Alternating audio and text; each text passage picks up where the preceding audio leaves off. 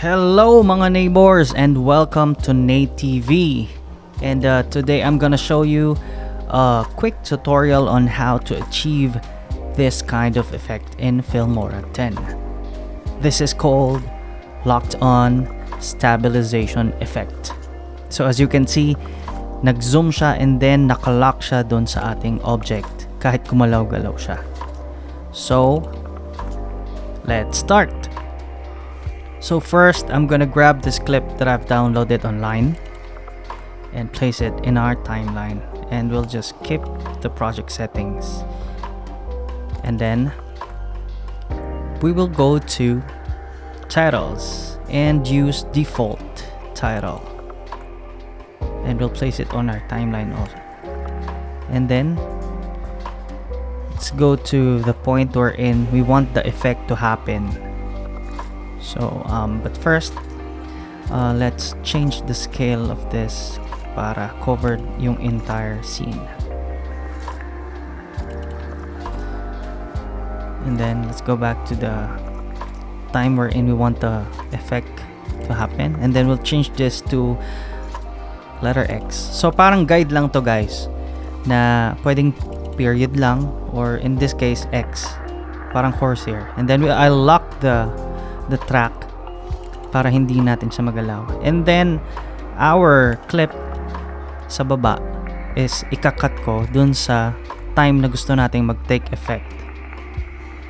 And then we will click our clip, double click on it, and then go to customize and add keyframe. So we'll click on that, and then we will zoom this, we will scale it like so. Yeah, scale around 150 I guess. Yeah, and then we can move the X and Y, but as you can see right there, masyadong nakikita yung masyado pang maliit. So we'll zoom it again to around 250. Scale natin siya. Tingnan natin kung maabot yung mga dulo ng ating video, which is good. Yan, okay. So itatapat ko yung ating guide, the letter X, sa nose nung ating subject. And then I will click 2 frames and then adjust it again, and another 2 frames and adjust.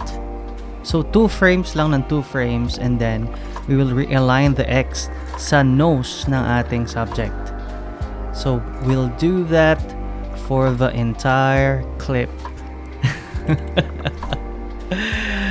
But with the power of editing, hindi na natin papatagalin to. So let's fast forward.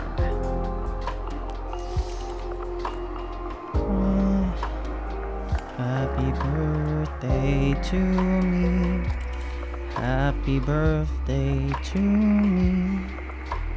Happy birthday. Oh, eto na. Tapos na.